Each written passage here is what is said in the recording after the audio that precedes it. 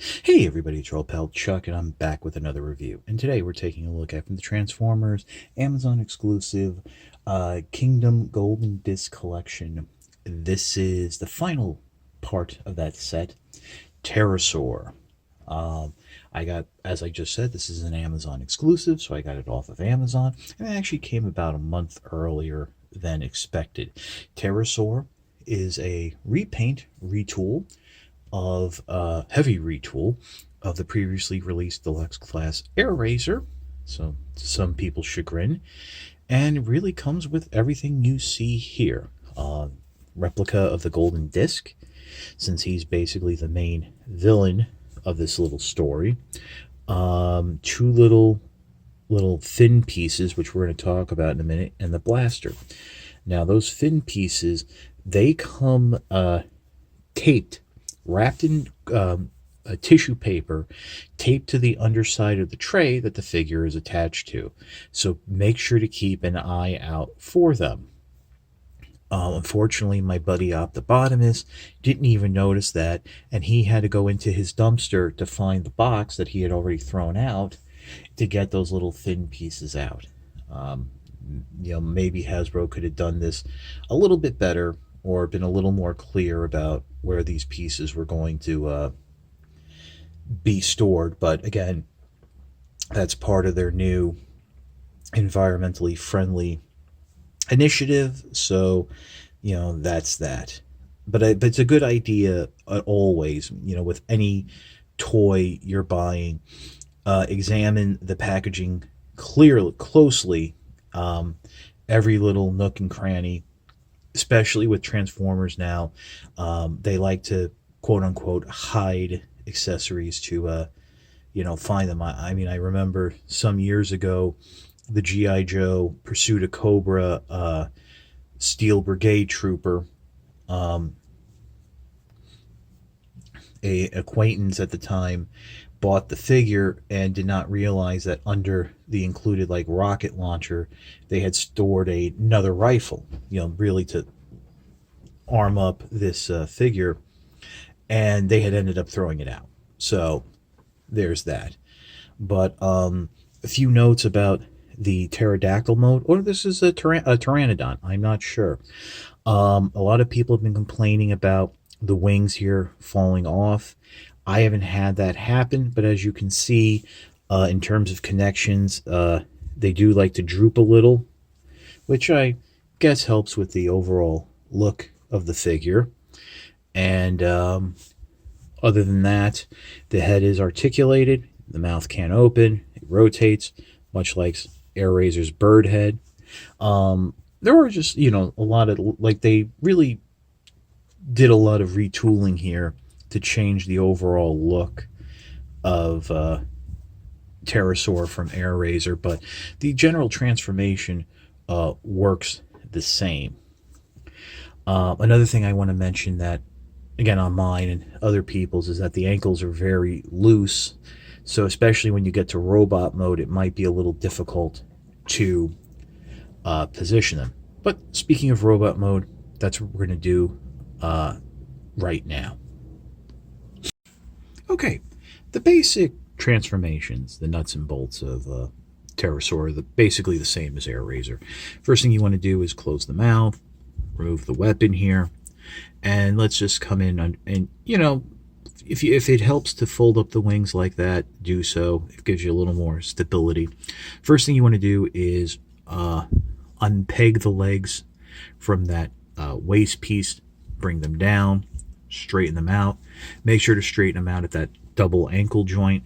Do the same on the other side, just like so, all the way down. And then if you remember, rotate them at right above the knee, rotate the feet around so you get the robot feet facing forward.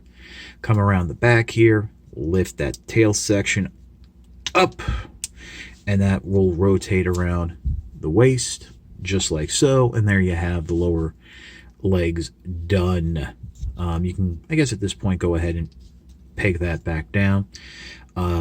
Flip the arms out at the side. You want to flip them out from the shoulder, but then flip out the fists right there. and then you can just rotate them forward so that the elbows are facing towards you. I would leave them up for the time being just to keep them out of the way.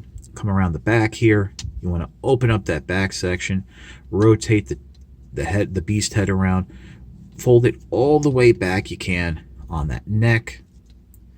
Now this is one of the big changes, whereas the robot head was actually up front, or situated in different, you were rotating it around, and this way you're just going to flip out the plate here, and there's that Terrorsaur's head, and the chest will collapse down the same way it did originally. So you can close that panel back up, make sure the beast head should be sitting about like that on the back. You can then come in and bring the arms down there at the shoulder joint. We're just about done. Now we're going to do that accordioning of the wings as we've done before. Just fold it on those series of double joints. So in and then flat. Remember that tab there wants to go into that slot. And just like so, make sure you get it in all the way. And there you have Terrorsaur in its robot mode.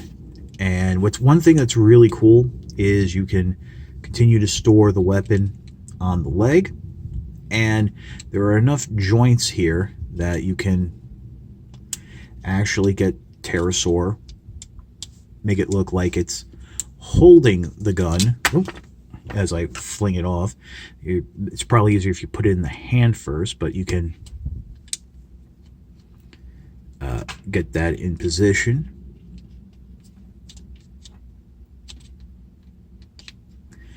And peg it inside there. But you can basically make it look like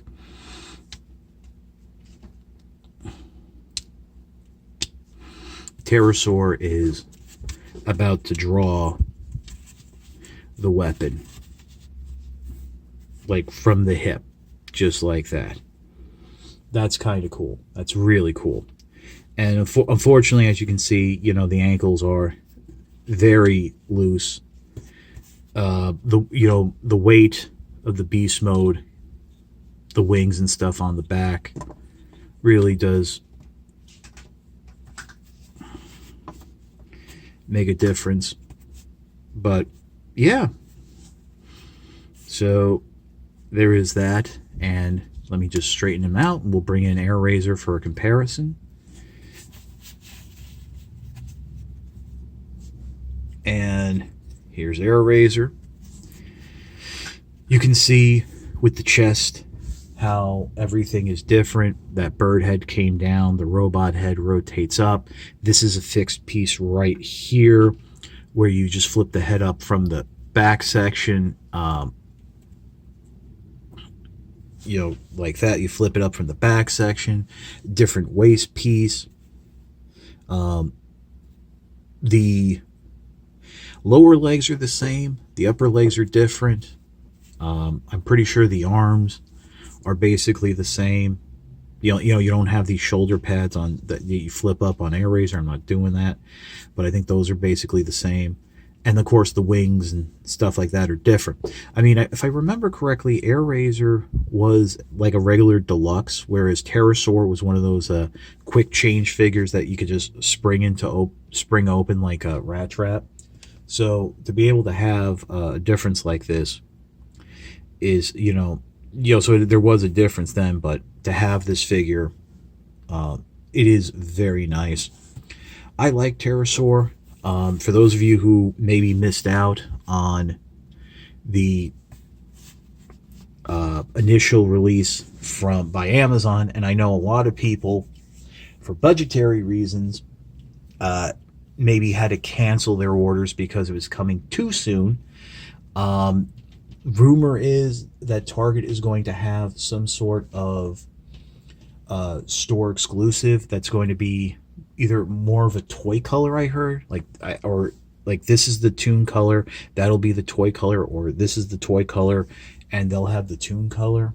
I'm not really sure, but so you will have another option to get the figure. So we'll pause. We'll come back with my final thoughts. Like I said, I like the Terrorsaur figure. I like the transformation. It's the big points are all still Air Razor, and the new additions, aren't that different. I actually found myself enjoying transforming this figure more than I did Air Razor. So yeah, there's that. But like I said, if you can find it, it's definitely worth a pickup. And we're being joined once again by Delilah Bijou, who's going to give her opinions on Terrorsaur here, who I think she likes, and she wants to nibble on my hand a little. Oops. So yeah, like I said, if you missed out on the Amazon release, don't nibble on the toy. If you missed out on the Amazon release, there will be a second opportunity, hopefully. And yeah, I guess it's Delilah approved, so there's that. Keep an eye on Amazon. They might get another stock in if you don't want to wait for that Target release. But other than that, that's it for the review. So if you like this review, please consider liking, commenting, and subscribing. Your likes, comments, and subscriptions help to communicate to YouTube through the algorithms that my channel should be exalted and held upon high, and will make Princess Delilah very happy, who's now taking up the entire camera. If you want to make the ultimate sign of support, I'm sure Delilah would appreciate if you join my Patreon. Do you want to tell them what my Patreon is, Delilah? It's www.patreon.com/chuckdog1999. No thrills, no tears, no special rewards. All I ask for is $1 a month or $12 a year. You're helping me help you. Help me to help you bring figures like Terrorsaur to you, as well as keeping up the infrastructure of the channel and taking care of Her Royal Furresty, yes.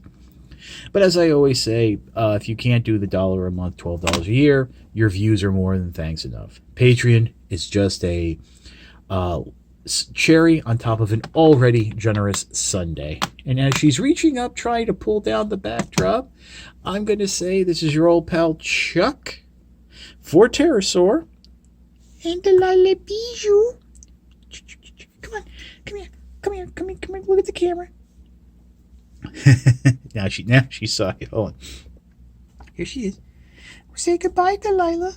We will see you next time.